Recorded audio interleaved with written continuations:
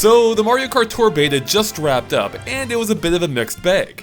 So we figured now might be a good time to take a look at some of the things it did well as a few other areas in which it needs improvement. But for now, we're focusing on the positives. Specifically, 5 different things that not only does well, but even better than Mario Kart 8 Deluxe. And they're all things we'd be happy to see reappear in future Mario Kart games.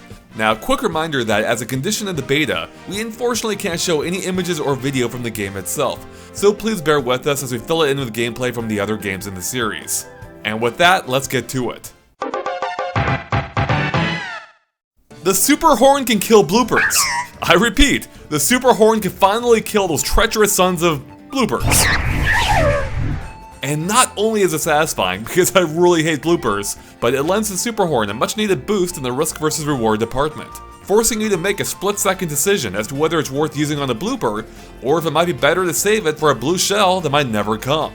Even small tweaks like this can have a big impact. Now, if you do get inked by a blooper, Mario Kart Tour lets you wipe the ink off the screen with a few swipes of your finger, which of course isn't the easiest thing to do mid-race. Again, risk versus reward.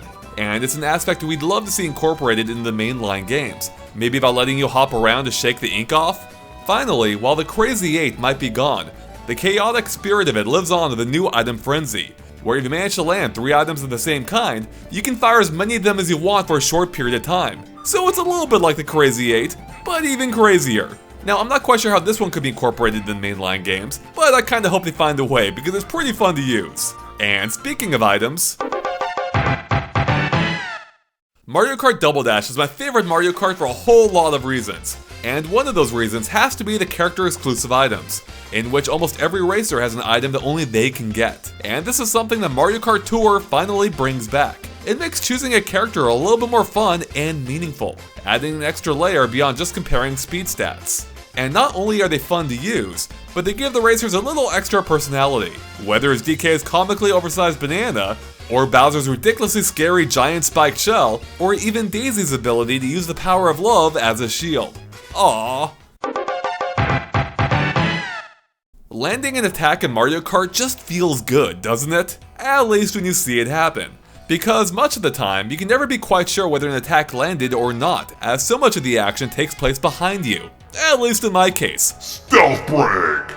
And this is one area that Mario Kart Tour improves upon immensely, as every successful attack pops up an instant notification on your screen showing who you hit and with what item, even if it's a banana peel you left half a lap back. And this works in reverse too, showing whose attack took you out. Yeah, now you know exactly who to plot your revenge against, which is something that's also made even easier in Mario Kart Tour with another way, as another type of notification pops up whenever a racer's creeping up behind you, showing exactly where they are in relation to yourself. It's actually pretty similar to how the F-Zero games work, only this time it shows you exactly who it is. Both of these additions are super useful and something that I hope appear in future games.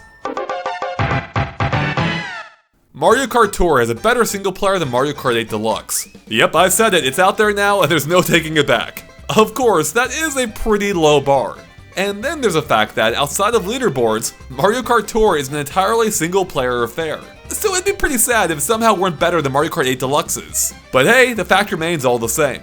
Because beyond just racing, Mario Kart Tour also offers a variety of mini challenges, such as driving through rings, boss races, collecting a certain amount of item boxes, and even more. Now, we have seen similar ideas before in Mario Kart DS's Mission Mode and Mario Kart Wii's Tournament Mode, but it is a feature that Mario Kart has long since forgotten, so it is nice to see it back in some form, and hopefully it's something we'll see more of in future games. Oh, and while I may not exactly love it, the leveling up and upgrade systems in Mario Kart Tour do give a sense of progression beyond just unlocking kart parts.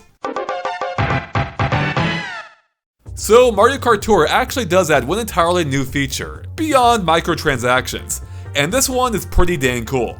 So cool in fact we already gave it its entire own video, so I won't belabor the point.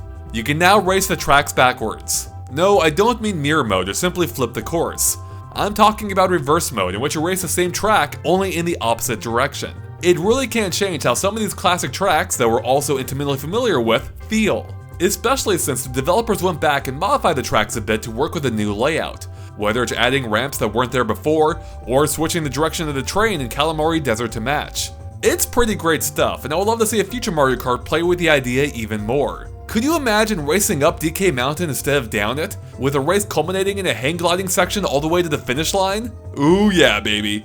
And there you have it, the 5 things that Mario Kart Tour not only does better than Mario Kart 8 Deluxe, but that we hope will reappear in future installments. And with that, thanks for watching, and make sure to click that subscribe button and the bell for more on Mario Kart Tour and everything else Nintendo Switch. We'll catch you later. Bye.